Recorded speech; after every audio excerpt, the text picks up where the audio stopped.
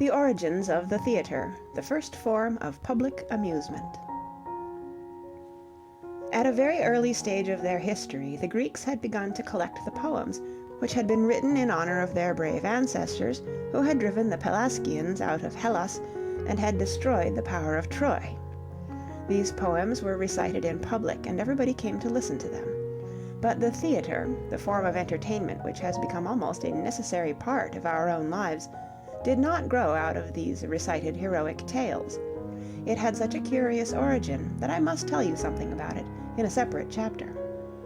The Greeks had always been fond of parades. Every year they held solemn processions in honor of Dionysus, the god of the wine. As everybody in Greece drank wine, the Greeks thought water only useful for the purpose of swimming and sailing. This particular divinity was as popular as a god of the soda fountain would be in our own land. And because the wine god was supposed to live in the vineyards, amidst a merry mob of satyrs, strange creatures who were half man and half goat, the crowd that joined the procession used to wear goat skins and to hee-haw like real billy goats. The Greek word for goat is tragos, and the Greek word for singer is oidos. The singer who meh-meh'd like a goat, therefore, was called a tragos oidos, or goat singer, and it is this strange name which developed into the modern word tragedy, which means in the theatrical sense a piece with an unhappy ending, just as comedy, which really means the singing of something komos, or gay, is the name given to a play which ends happily. But how, you will ask, did this noisy chorus of masqueraders, stamping around like wild goats, ever develop into the noble tragedies which have filled the theatres of the world for almost 2,000 years? The connecting link between the goat singer and Hamlet is really very simple, as I shall show you in a moment. The singing chorus was very amusing in the beginning and attracted large crowds of spectators who stood along the side of the road and laughed. But soon this business of hee-hawing grew tiresome, and the Greeks thought dullness and evil only comparable to ugliness or sickness. They asked for something more entertaining. Then an inventive young poet from the village of Icaria in Attica hit upon a new idea which proved a tremendous success. He made one of the members of the goat chorus step forward and engage in conversation with the leader of the musicians, who marched at the head of the parade playing upon their pipes of Pan. This individual was allowed to step out of line. He waved his arms and gesticulated while he spoke, that is to say, he acted, while the others merely stood by and sang.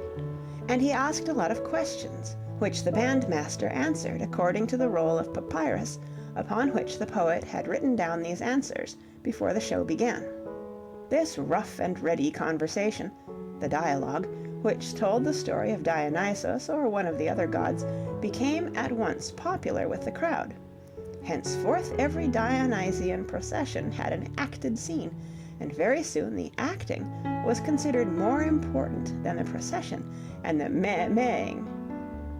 Aeschylus, the most successful of all tragedians, who wrote no less than 80 plays during his long life, from 526 to 455 BC, made a bold step forward when he introduced 2 actors instead of 1. A generation later, Sophocles increased the number of actors to 3.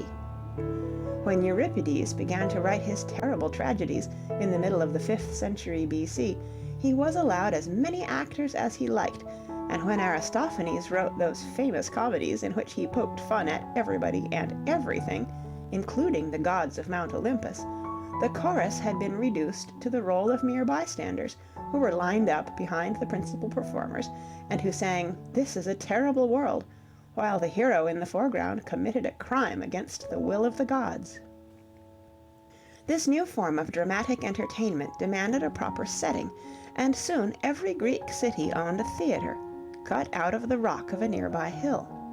The spectators sat upon wooden benches and faced a wide circle, our present orchestra, where you pay $3.30 for a seat. Upon this half circle, which was the stage, the actors and the chorus took their stand. Behind them there was a tent where they made up with large clay masks which hid their faces and which showed the spectators whether the actors were supposed to be happy and smiling, or unhappy and weeping.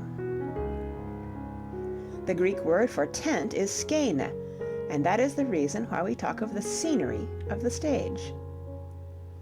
When once the tragedy had become part of Greek life, the people took it very seriously and never went to the theater to give their minds a vacation.